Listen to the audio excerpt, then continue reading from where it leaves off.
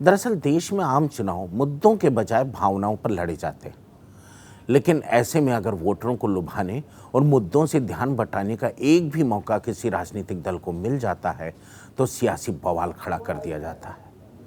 मशहूर गीतकार, पटकथा लेखक जावेद अख्तर के बयान को लेकर देश की सियासत गर्मा गई है।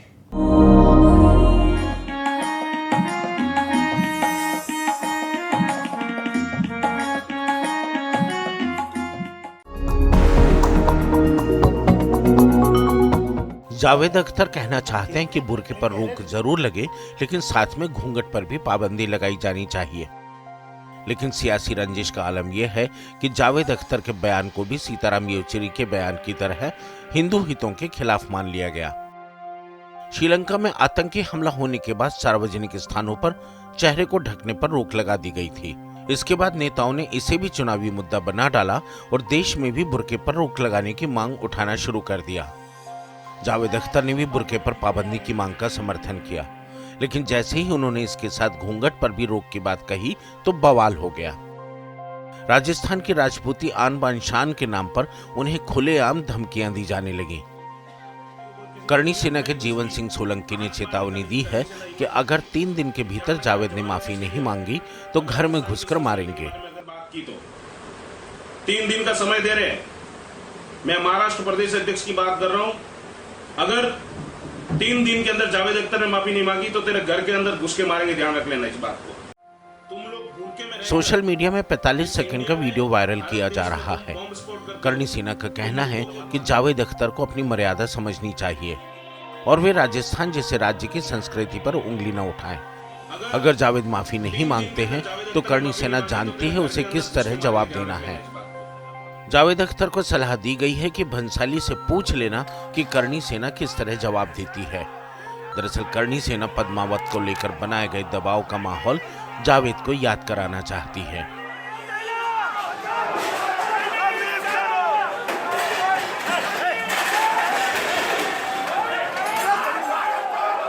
दरअसल जावेद अख्तर ने बुर्के पर रोक को सुरक्षा के लिहाज से सही कदम बताया था। यही नहीं, महिलाओं को समाज में ताकतवर बनाने यानी महिला सशक्तिकरण के लिए भी जरूरी माना था। लेकिन वो ये गलती कर बैठे कि उन्होंने घूंघट को भी प्रतिबंधित करने की सलाह दे डाली। उन्हें शायद ये नहीं मालूम था कि अगर फिरका परस्त ताकतें उधर हैं तो इधर भी हैं। हम कैसे लड़ना है और कैसे हमको जवाब देना अच्छी तरह जानते हैं। राजस्थान की संस्कृति घूंघट, वहाँ पे हर जातियां 36 कौम के लोग अपनी संस्कृति में रहते हैं, घूंघट में रहते हैं। महिला इस तरीके के घूंघट के ऊपर तो प्रतिबंध लगाने की बात करते हो। लेकिन देश आगे बढ़ रहा है। शिक्षा के मामले में देश में सबसे आगे चलने वाले राज्य केरल में बुर्के पर रोक को लेकर खुलेपन की नीति अपनाई जा रही है। यहाँ मल्लपुरम में एक मुस्लिम एजुकेशन सोसाइटी के चलाए जा रहे सभी स्कूलों और कॉलेजों में बुर्का पहनने पर रोक लगा दी गई है। लेकिन आम चुनाव में महाराष्ट्र समेत पूरे देश के भीतर हिंदू मुस्लिम भावनाओं को उभारने के लिए शिवसेना ने बुर्के को हथियार बना लिया था। ये जो मांग है, ये बात है, ये आज की नहीं है। जब 1992 में मुंबई बम ब्लास्ट हुआ था तब से बात उठ रही है। जब जब मुंबई में टेररिस्ट या देश में, हिंदुस्तान में या विश्व में टेररिस्ट अटैक हुआ है या आतंकवादी गतिविधियाँ बढ़ी है, तब हर देश में बुर्का और नकाब को बैन करने की बात हुई है। मैं कुछ लोग धर्म के आधार पर, धर्म के साथ जोड़कर इस प्रकार की हरकतें करते हैं। श्रीलंका में क्या हुआ आपने देखा होगा। बुर्का और नकाब श्रीलंका जैसे देश में क्यों बैन किया? क्या वो पागल हो गए क्या वहाँ के राष्ट्रपति? नहीं। फ्रांस में क्यों हुआ? ब्रिटेन में क्यों हुआ? न्यूजीलैंड, ऑस्ट्रेलिया में क्यों हुआ? हिंदुस्तान को सबसे ज़्यादा खतरा है। बहरहाल नेताओं की नस्ल देश को बांटने की पुरजोर कोशिश में जुटी हुई है। शिवसेना का कहना है कि रावण की लंका में बुर्के पर बैन लग गया तो राम के देश में क्यों नहीं। बीजेपी के विधायक भी रोज इस तरह के मुस्लिम विरोधी बयान देने का मौका तलाश ही लेते हैं। असम में बीजेपी के एक विधायक ने मुसलमानों की तुलना दूध न देने वाली गाय से कर डाली। সেইখিনি মানুহেতো আমাৰ বিজেপিক ভোট দিয়া, সেইকাৰণে আমি টিকেটো দিয়া নাই। আমি জানো নহয়। আৰে গাখীৰ নিদিয়া গৰুক আমি দানা খুৱাম নেকি ভাই? এজনী গৰু আছে আপোনাৰ গাখীৰ নিদিয়ে, তাক দানা নোখোৱাই নহয়, যিজনী গাখীৰ দিব তাইকে গুড় আৰু মচুৰ দাইল খুৱাব। আমাক ধুবুৰীত আমি নাপাওঁ জানো, আমাৰ নিদিয়ে আমাক ভোট। फूकन साहब बताना चाहते हैं कि मुसलमान एक दूध न देने वाली गाय की तरह हैं, जो बीजेपी को वोट नहीं देते हैं। ऐसे मुसलमानों से क्या फायदा? प्रशांत फूकन ने यह बयान एनआरसी को लेकर धधक रहे असम और पूरे पूर्वोत्तर में हिंदू मुसलमान ध्रुवीकरण से बीजेपी को फायदा दिलाने की उम्मीद में दिया है।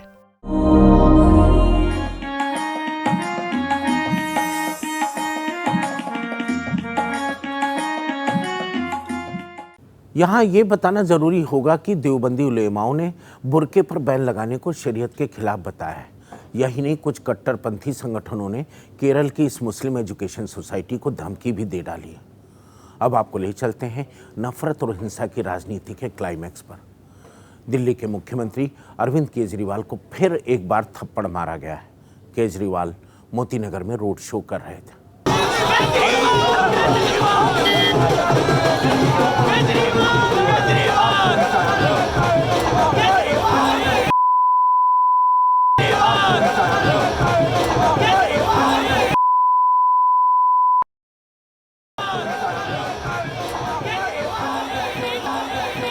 ये केजरीवाल की गांधीगिरी ही उनको पॉपुलर बनाए हुए। 2014 के आम चुनाव के वक्त भी उन्हें एक शख्स ने थप्पड़ मारा था। फिर 2018 में एक ऑटो रिक्शा चालक ने उन्हें थप्पड़ मारा था, जब वो किराड़ी इलाके में अपनी प्रत्याशी राखी बिरला के लिए वोट मांग रहे थे।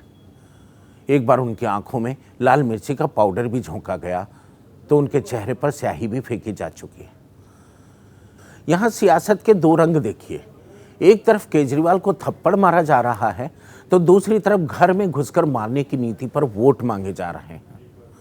जब हिंसा से ही समस्याओं के समाधान की सियासत होने लगे तो ऐसे में देश के मतदाताओं से ही उम्मीद बाकी है कि वो किस तरह की राजनीति करने वालों को आम चुनाव में अपना समर्थन देते हैं।